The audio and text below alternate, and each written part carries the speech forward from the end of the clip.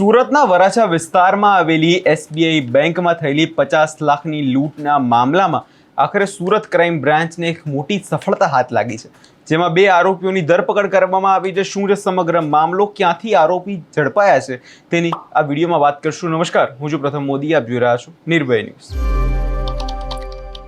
સુરત વરાછા વિસ્તારમાં થોડા સમય પહેલા એસબીઆઈ બેંકમાં લૂંટની ઘટના સામે આવી હતી, જેમાં દિવસ રાત એક કરી રહેલી પોલીસ ટીમને આ લૂંટના તાર ઉત્તર પ્રદેશથી લંબાવ્યા છે અને ત્યાંથી 2 ગુનેગારોની ધરપકડ કરી લીધી છે. સુરત ક્રાઇમ બ્રાન્ચે ટેકનિકલ સર્વેલન્સ અને હ્યુમન ઇન્ટેલિજન્સનો ઉપયોગ કરીને ઉત્તર પ્રદેશના અયોધ્યા અને ગોંડા વિસ્તારમાં દરોડા પાડ્યા. આ ઓપરેશન દરમિયાન લૂંટના મુખ્ય સૂત્રધાર ગણાતા શુભમ કુમાર ઠાકુર અને વિકાસ સિંઘની અટકાયત કરવામાં આવી. હાલમાં બંને આરોપીઓને ટ્રાન્ઝિટ રિમાન્ડ મેળવવા માટે યુપીની ગોંડા કોર્ટમાં રજૂ કરવામાં આવશે, જે બાદ તેમને કાયદેસર રીતે સુરત લાવવામાં આવશે. આ ધરપકડ સાથે જ પોલીસને આશા છે કે લૂંટના 50 લાખ રૂપિયા અને અન્ય આરોપીઓ વિશેની પણ માહિતી જે છે આ આરોપીઓ વધુ બહાર કહેશે. તપાસમાં જે વિગતો આવી છે તે જોવા જઈએ તો ઘણી ચોંકાવનારી છે, કેમ કે વિગતો એ મુજબ જે લૂંટેરાઓ છે કોઈ પ્રોફેશનલ ગેંગની જેમ આખું ષડયંત્ર જ રચ્યું હતું. લૂંટને અંજામ આપવા માટે તેમણે તેલંગાણાથી એક બાઇક ખરીદી અને તેના માટે ધીરજ કુમાર નામના એક ફેક આઈડીનો ઉપયોગ કરવામાં આવ્યો હતો.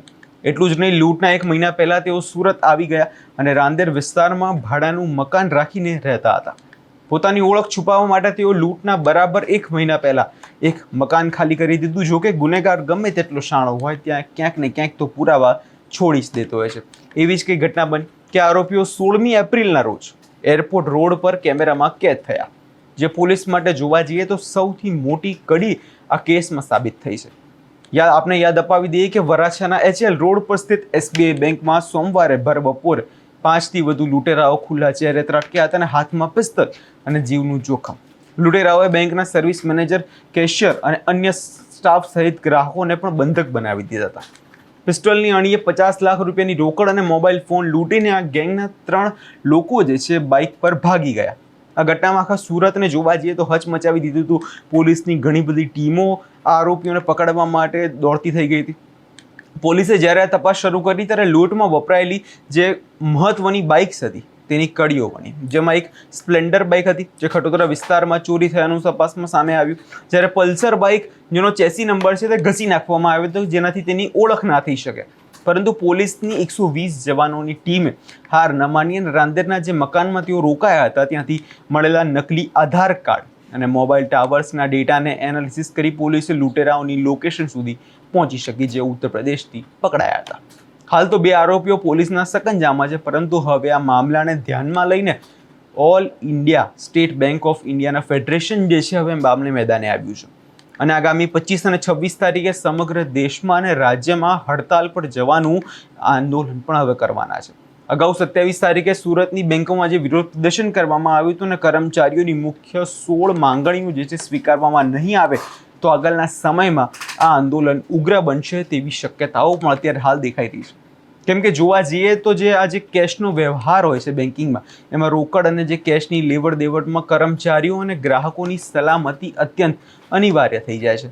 વર્ષ 2022થી બેંકમાં કાયમી સિક્યોરિટી ગાર્ડની અત્યારે ગુજરાતમાં જોવા જઈએ તો ભરતી કરવામાં નથી આવી. સુરતની જે વરાછા શાખામાં લૂંટ થઈ ત્યાં જે બેંકની સ્થાપના સમયે કોઈ ગાર્ડ તૈનાત નહોતો. લૂંટેરાઓએ આ વાતનો ફાયદો ઉઠાવીને સ્ટાફ અને ગ્રાહકને બંધક બનાવી દીધા અને આસાનીથી એ દિવસે લૂંટ ચલાવી હતી.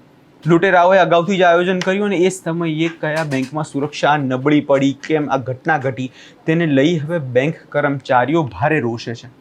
હવે જોવાનું એ છે કે આગામી દિવસોમાં મામલો કેટલો ગરમાય છે, કેમ કે જે પ્રકારે હવે all India state bank of India એસોસિએશનના ફેડરેશન આખું મેદાને આવ્યું છે અને આગળના દિવસોમાં આ મામલે ઉગ્ર આંદોલનની ચીમકી પણ આપી દીધી છે. તો વાત હવે જોઈશું આગળના સમયમાં ક્યાં જઈને અટકે છે. આ વિષયમાં તમારો શું અભિપ્રાય છે અમને કમેન્ટ કરી ચોક્કસથી જણાવજો અને અમારી ચેનલ નિર્ભય ન્યૂઝને લાઇક, શેર અને સબસ્ક્રાઈબ કરવાનું ભૂલશો નહીં.